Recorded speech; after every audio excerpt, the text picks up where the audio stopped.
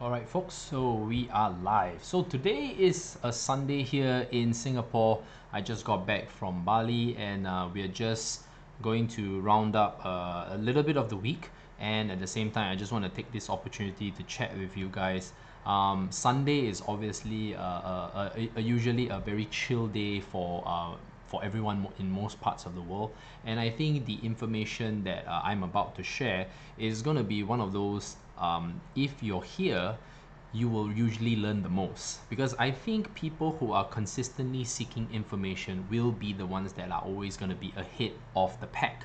This is a given. At the same time, I am kind of like doing this live and secretly wanting to test out if I do not share my link throughout the various mediums that are already available, who would actually be wanting to come on board and watch. And I think when I share this information, those who are watching right now and taking the time off their busy Sunday to kind of enjoy either time with the family, friends, their pet dog, their pet cat, rabbit, or whatever, are going to learn how to build and grow consistently. And I think me sharing my mistakes, especially what has happened to us during the year, and of course, naturally, how have I been profiting consistently from this bear market. I think these are the things that people would want to learn. But before we go into that, I just like to at least give a bit of an overview on what has been happening and my very, very quick thoughts.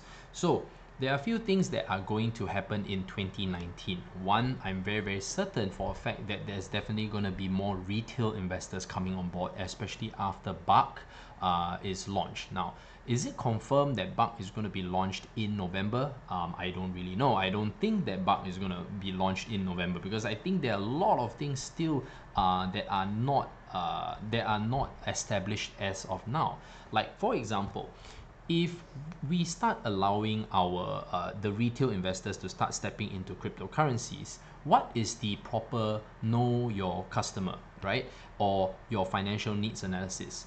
If you want to allow the mass market to step on board, you need to have a set of rules and regulations that allow investors to step in. So obviously, right, if we don't even know our customer, we don't know how savvy they are, how is it that you are a credible exchange? Because right now, if you want to invest in stocks and shares, there's usually a set of questions. We call it a financial needs analysis that you have to take, right, to kind of understand you more. The platform wants to know you more, whether or not you are someone who's savvy, you're completely new, and from having you categorized in the various stages, they will know how much limit to provide you, and do you need to go through perhaps maybe a particular beginner's course or a tutorial. Then from then, they kind of know, oh, okay, you are someone who is still a beginner. It would be best that we set a lower limit for you, and at the same time we want to help you by providing a set of tutorials. So that's the essential thing that you have to do. Now then, of course, if it doesn't open up entirely to the retail market, you have the then it's really a little bit more on the no holds but very, very specific to only accredited investors or to institutional investors. Because when you are an institution or you're an accredited investor, obviously I am someone who has a certain amount of net worth.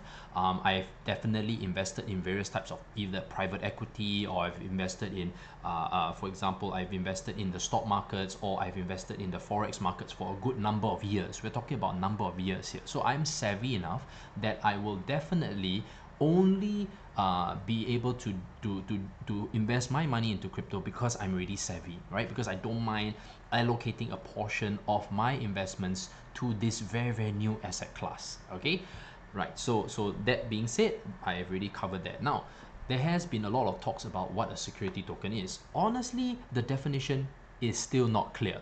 Okay, could a security token mean that the particular previously the ICO will now be a security token offering? So what that means is that a particular project would want to be very compliant with SEC's guidelines, and they do not mind being declared as a security. Just the same as a company wanting to be wanting to list on the stock exchange, they want to offer stocks or shares to the retail market, they need to comply with SEC's rules and regulations. That means that at the end of the day, there's going to be a return. What that also means is that if in future, if you invest in a STO, let's not jump ahead of ourselves. You could or you could not, okay? But let's assume that if you can, then it becomes clear that that token will not suddenly be delisted, okay? Because it's already compliant, it's already approved. So you can invest in it with full confidence, okay? Because the third party being SEC validating and confirming that this particular project is good to go. Okay, so you don't have to worry, because right now a lot of projects are very concerned, right? People are also concerned that if I invest in this particular token and it's deemed a security by the SEC, that means it will get delisted. And you know what happens when tokens get delisted from an exchange? The value goes, right? So these are the things that you want to take note of in 2019. Okay, so I think I kind of like didn't put up the chat, so I better put up the chat. Okay, so hi everyone. Okay, so I noticed that there are a lot of folks who are now talking about various things in the chat, but never mind. Let me just go into this particular talk, which is today. So now I think there are folks that are obviously still wondering how to profit consistently in the market. Now, before I go into that, I think I want to also cover the various mistakes that I have made personally, and then from then you can decide for yourself whether you are someone who has made those mistakes as well, and could we improve on it going forward. Now, in the past, we were all caught up in the smart contract protocols. Now, let me just kind of talk to the protocol portion. Now, as a protocol, you are one of the many. It is one of the many layers that could potentially improve a particular existing system. So you see, we have been a little bit too. We have kind of got too excited when a protocol appears, right? Because a protocol is going to be part of a bigger existing system. And a lot of us kind of put in too much money into smart contract protocols, right? But however, there are not many projects that have the capabilities to build a full-fledged platform. And when you cannot build a full-fledged platform, unfortunately, you cannot cater to the whole market. Because right now, if you are able to only provide a layer, okay, only just a certain layer, then you have to kind of get companies to incorporate that particular layer into their existing system. And does it make sense for it to be decentralized? You see, so a lot of all these things we were kind of too caught up. Then after that, we moved into the decentralized exchange. Now, the decentralized exchange does serve a purpose, right? It could be for an internal system where you have an exchange of value or utility. Then from then, there's also the possibility of your tokens being exchanged in an outside ecosystem, right? That means, for example, Ethereum is considered initially as a utility token, but because of its mass popularity, there were systems outside of the Ethereum network that would be willing to use Ethereum as a form of currency, a kind of willing to accept Ethereum as a form of payment that functions outside of the Ethereum network. That means you just are willing to accept Ethereum for the value that it provided. Okay, and you could actually buy something, or in exchange for Ethereum, you don't mind providing a service, you see? So that is considered working outside. Whereas if, let's say, Ethereum was to, if you strip Ethereum down, it served as the purpose of just as a toll. In order for me to function or allow my smart contract to work on the Ethereum network, I needed to have gas, right? I needed to pay gas. So that is the internal utility. Okay, so same as Bitcoin, right? Bitcoin serves its purpose as a cryptocurrency, right? Because it functions on the blockchain, but at the same time, people were willing to accept Bitcoin as a form of payment. Okay, many websites are allowing Bitcoin as a form of payment. So there's an external utility. So for that, it is considered successful. So for us, right, we were a little bit too excited. We didn't exactly know what was what, but now as we matured with the market, we kind of evolved. So if your particular project has more than one functionality. For example, apart from it having internal utility, it also is well received outside of the blockchain or cryptocurrency ecosystem. That means it's a good to go. So obviously there can be various functions. Voting, it provides you a certain amount of rights, obviously, especially if you are a particular token holder. It allows you to buy certain things, or allows you to perform certain functions within the network and outside of the network. Perhaps it will allow you to secure or have certain kind of levels of rights within the platform. So for example, if I'm someone who is of a certain status, sorry, not status, but in a sense that I've had a number of holdings in a particular token, I'm allowed to have certain features or functions on the network. You see, stuff like that. So everyone has tried to figure out what is what, and what is real, what is tangible, what is valid. So then comes all the proof of various types of concepts. So for example, there's proof of work, proof of stake, you know, all that kind of stuff. Eventually there could be other kinds of proofs. To me, what I'm actually looking for is very simple and straightforward. Proof of accountability, and proof of accountability and proof of credibility. Now, credibility is proof of accountability first. Obviously, right now, no one can say that they are completely accountable to anybody. Let's just be very honest. If you have been an investor in various types of ICOs, I would not say that you didn't make money. I'm sure in 2017, if you put your money into most cryptocurrencies, the market kind of took care of the profitability. But right now, if you see the market start to die down, a lot of projects are running out of funding, and also the kind of volume that we've been receiving as of late, I don't think we can clearly see the same results as we had in 2017.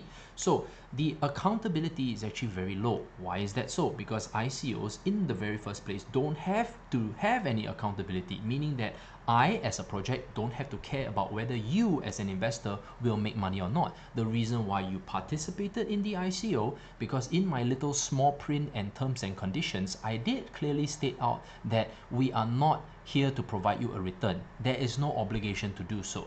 You clearly thought that you would make a return. So you see, there's no obligation or liabilities to anybody, right? Because you wanted to part with your Ethereum or BTC to kind of participate in my project. Whether I be successful or I fail, it's unfortunately none of my concern. You see, so there's no accountability. Now, the next thing is that if there was a system, or there was a community built platform that can kind of hold these projects to accountability, that would be great, right? But unfortunately, these days, it seems that the SEC has to step in once again to kind of provide that. And I'm sure that in various countries, the governments or their monetary or financial systems will come in to kind of protect the people.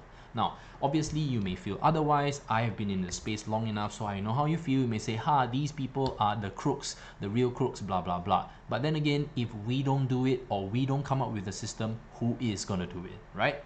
So now the next one. Now, the next one that I want to talk about is proof of credibility. Now, proof of credibility are for the solid projects, the projects that have been proving themselves, they've been consistently putting out good works, they've been consistently updating the community. They are the ones that need to, they deserve to shine. Now, sometimes, unfortunately, because this market is still very immature, right? They are not rewarded, as in you notice that their price to how much they have developed is unfortunately like a wide disparity. You're seeing for the fact that, hey, you clearly know that these projects are going to do well, or these tokens are going to do well, or whatever. They've been having great service, they've been building great products, they've been showing the world who has been partnering up with them and what they've been doing. But the price just doesn't show, you know. So eventually, I am pretty certain that as the market matures, right, we will have a very stark differentiation of projects that are not good and projects that are doing extreme, kind of moderate and, you know, in the middle, and then we have the exceptional ones. Eventually, someone or some entity will come up with a particular guideline So maybe Wire's ratings, being that they've been doing unbiased ratings for quite some time, could be that leading indicator. The next ones will be obviously people like crypto grinders. We've been in the market for so long that eventually we will come up with a rating system ourselves.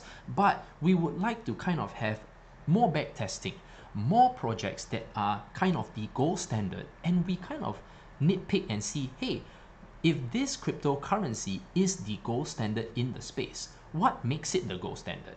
Same thing, if a smart contract protocol or smart contract platform is considered the gold standard, what should be the gold standard? Should it be the number of successful dApps that have been downloaded, the number of credible, that means we are looking at the developers that have been developing all these that they have been consistently developing on a particular platform. That means his reputation can be carried from one platform to another, and at the same time he is here to stay. He's providing great works, he's building great dApps on these smart contract protocols, and because he is a credible developer, he's being attracted to a solid platform, say for example Ethereum, or say for example Quantum or Komodo, you know. So that is kind of like a validation in itself, because ultimately how successful a particular platform, product, service is, it all boils down to the people who are using it, right?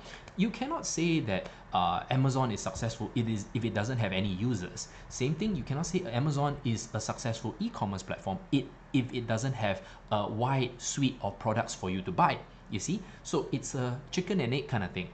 So maybe that's the validation. Now the next thing, we go to DEXs, decentralized exchanges. So decentralized exchanges could potentially be of great use when maybe if I do not want to speculate on the market, I don't care too much about trading, I just want to have a secure way of exchanging a particular token, and it has to go directly to my wallet where I own the private keys. At the same time, the seller who's willing to trade that token with me, right, is willing to let go of his tokens for a agreed price, and I don't have to it doesn't have to have an order book, because it's an immediate switch and it's very safe. There's no middleman or custodian necessary, because we will just do a very clean direct swap at an agreed price between the two of us. So perhaps maybe in the future, when there's more need for that, then DEXs will do very, very well. But for now, unfortunately, the market loves the speculation.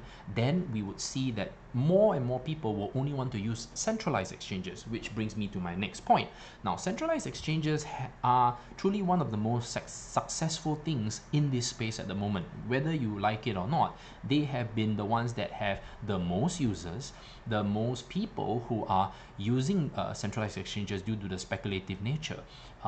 There's a lot of products being created by exchanges, for example, custodial services. At the same time, there are a lot of infrastructure and regulations surrounding exchanges because they collect the most data. Don't forget, when you want to participate, whether you're real or not, if you want to have the at least the second level or the highest level, you would have to provide your passport details or your identity to kind of show that you are that person. So they are in a way able to validate who you are. And at the same time, if you're someone who wants to participate in what kinds of coins get listed on the exchange, you have to hold a substantial amount of that particular token. That means the exchange token, say Binance or Huobi, in order to vote. You can't vote if you're not someone who has that amount of holdings. So there you go. You have that utility and use cases. Also, they are pretty smart. When they want to launch a public blockchain, they get the community involved. So right now, for example, Huobi is going to launch their public blockchain. They want to find a leader to lead that blockchain project. They are going to want to get the community involved. So these are the things that are happening internally, and we can kind of see that. So right now, which kind of proof of concepts are going to be very popular in the future? I think it's anyone's guess, but kind of like we want to, at least in this video, I want to kind of give you all these thoughts, and then from then you can start segregating and filtering what makes sense to you, because I think a lot of people are just talking about why this coin has made me X amount of money, but no one really cares and talks too much about what that cryptocurrency does. just look at this chat alone. You already clearly know that people are just wanting to shill and try to get attention. The good thing about my channel is that I'm not a non-shilly channel. In fact, I just basically talk about the same projects over and over again, or I speak about an overview or a concept. So you guys who are trying to market on my channel, unfortunately, you came to the wrong channel, because my users are the ones that are here for the fundamentals. And I love slow, steady, long-lasting money. I don't give a shit about the fast stuff, because I don't believe in fast money. I didn't build my wealth fast. I built my wealth over time. And when you build your wealth over time, you're able to manage it in a mature fashion, and you're able to spend your money in a mature fashion. Now, I have friends who made money really quickly and they're all broke right now. So that just goes to show that at the end of the day, making money fast is one thing, but being able to be mature and manage your money over a long period of time matters as well. So kind of like this is where the gist of it. So now I'm going to share with you how I made money profitably and steadily over time. Now, I have been a banker for a good 6.5 years. Now, in the beginning of my banking years, I was someone who did not know how to even manage my money well. But I learned over time because of all the training I got, and at the same time the exposure, the consistent daily exposure to the market, and the requirement to always need to know what is happening in the market, because my clients would want to know what I know, right? And if I could not convince them that this investment was going to be good, I was not able to get them to invest their money, right? So it was a chicken and egg again. Same thing. Right now, if you want to make money, right, you're looking for information. You're looking for information either from someone who you feel is credible, or you are that person. You are your own gateway at the end of the day, because no one is going to force you to put your money into this market or to any financial instrument. You are the gatekeeper. Okay, so if you are lacking the financial information, okay, what is going to happen? Right? What is going to happen in this? What is going to happen to your funds? Obviously, you're going to lose money. So take the time. Okay, so now the number one rule is be patient. Take the time to learn this space. This space is not going anywhere, guys. I've kind of mentioned it kind of occasionally that this space has still a long way to go and grow. You know, if you are someone who is impatient, unfortunately, I can tell you the end result, you're gonna lose money. Okay, and when you start losing money, then you're gonna start realizing, hey, perhaps this space is not for me, or I want to get good at this. Okay, so two things will happen. The next thing, you want to be able to have a time schedule and dedicate that time to learning this space, because a lot of people don't plan. They will like take it as a very ad hoc. I'm taking it as a hobby. So fine, you want to take it as a hobby, that's great. But when you are involved in making money, okay, it is best that you dedicate a good amount of time to honing your skills. So that is why planning out your day is very, very important.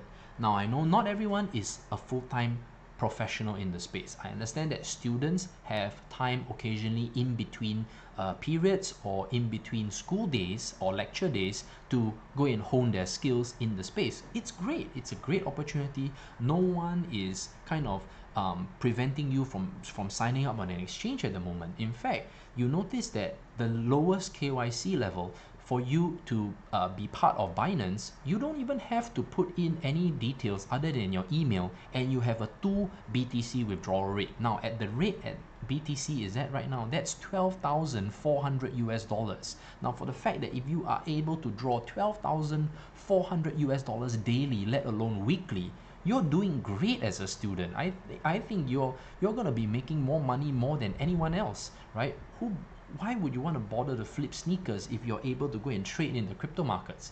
But then again, money makes money. So obviously you need to have your trading account up and running, right? You have to have a nice stack available for you to trade with before you can start breaking in. And you don't even have to do a KYC. Now, could that possibly change in the future? Maybe, but let's leave that for regulations. Okay, now the next thing is that if you are a working professional, you're someone who has let's talk about working professionals who don't have children. Now, when you don't have children, obviously your day job, you establishing yourself in the marketplace is your main concern. The crypto market, well, it's kind of like, I'm interested in it, but I don't want to dabble too much into it because I have a day job. So you have to segregate time. For example, maybe on your way to work, you can listen to some podcasts, or on your way back, you can listen to podcasts as well to kind of learn exactly how to trade the markets. Then obviously, after you've settled down your home, you're more relaxed, you start looking at the markets. That means you start doing your charts, or you start reading. And the great thing about fundamental analysis is that you just have to do reading. You just have to do a lot of cross-referencing and identifying what is this space all about, what defines this space, what are all these concepts all about. Then from then, once you have a good grasp, you kind of want to relate that to how great companies were built. Now, when I emphasize once again, great companies only, because if you set a high standard for yourself, you are less likely to part with your money unnecessarily, because you're not parting with your money because someone else is telling you to do so, but because you set a standard for yourself. That's why the fundamental analysis part is great. Now, when it comes to technical analysis, obviously it's a different ball game. You don't really care, unfortunately, too much about what the cryptocurrency does. It is more about the volume movement, and is the volume consistent enough that you can continue to always rely on this particular trade, and or this particular pairing. See, so the whole set of skills is completely different. When you are more of an investor, you go down to the point that you even have to start talking to the people. That's how great analysts in the banks, right? There are two types. One are the ones who are doing trading. The other ones are the ones that are doing real research work, research analysts. They are consistently, what's up, Chris? And good morning, Mr. K. And these are the folks that are consistently talking to companies' projects. And when I say companies' projects, means they're talking to the business development side. If they can't reach out to the CEO, CFO, they don't give an analysis, because when big money is coming in, I need to speak to the top kahuna. I'm not going to speak to a marketer. I'm not going to speak to the sales guy, because I want to be investing in your company. You could potentially be one of the main allocations for my fund. I'm not going to settle for anything less than the top, you see? So that boils down to, where is your credibility? So in this space, the good thing about crypto is that you are able to kind of still connect with the CEO and CFO, or the CTO, because this space kind of still wants to build a community. Why is that so? See, so if a project has a strong community, you are able to validate, hey, this community has been growing consistently over an X number of months to an X number of years. You see, where in the past, can you safely say that there's an Apple Telegram group, or a Microsoft Telegram group, or a Amazon Amazon Telegram group? There's no such thing. All these people do not have time to talk to you. They will not talk to you, because that's not how the old money raises money. Right now in this space, you are able to kind of communicate still with new projects, and even the current existing projects, you still can talk to them. Like, for example, I can speak to people from Komodo. I'm sure that the people from Komodo will be more than happy to take my questions. Can I speak to Quantum? I can definitely still speak to Quantum. Now, these are the things that I'm trying to share with you to give you a very stark difference. If you were from the stock trading world, and currently now you're comparing the current crypto world, you realize that, wow, there is this kind of stuff going on. Okay, so right now, I'm just trying to say that you want to compare. You want to start having to see which projects are doing very well in the space and start identifying them. Then you can do both. Meaning to say that if you believe that this particular project is both fundamentally sound and has consistent volume, then you've already picked the winner. That way you can always make money from this particular project. Now, it is susceptible to market conditions, meaning to say that if BTC takes a strong pullback or a correction downwards, obviously it's going to take a hit, but that gives you the opportunity to go in, buy it up as an investment, or you can consider taking a trading position. You see, so that way you can just sit back, enjoy. It's either an accumulation mode or you're going to go in as a trade. From there, you will see if BTC recovers, we always have some kind of multiplier effect. So for example, if BTC goes up 2% to 3%, your cryptocurrency could enjoy anywhere from 6 to 10%. Now, this is not always the exact example, okay? Sometimes BTC can move 1% and a particular crypto can move up maybe 3 or 4%, which is still pretty decent if you look at things from a compounding perspective. So take it from these kind of examples that I've highlighted in this video, and from then you'll realize it's not that difficult after all. It's just that a lot of people put emotion. Now that's the last point that I want to come to this particular video. If you're someone who is emotional all the time, it is best to take a back seat and ask yourself, why are you so emotional about being part of an investment? Right? Because when you are putting emotion in the equation, unfortunately, you're going to let irrational behavior take over. And when you have irrational behavior take over, more often than not, you're either going to exit a position too early or you're going to exit a position too late. So it's quite detrimental, especially if you have emotion in play. So take note on all these points that I've highlighted in this video, and I hope to see you in the next live stream, and have a great Sunday and an exciting week ahead, guys.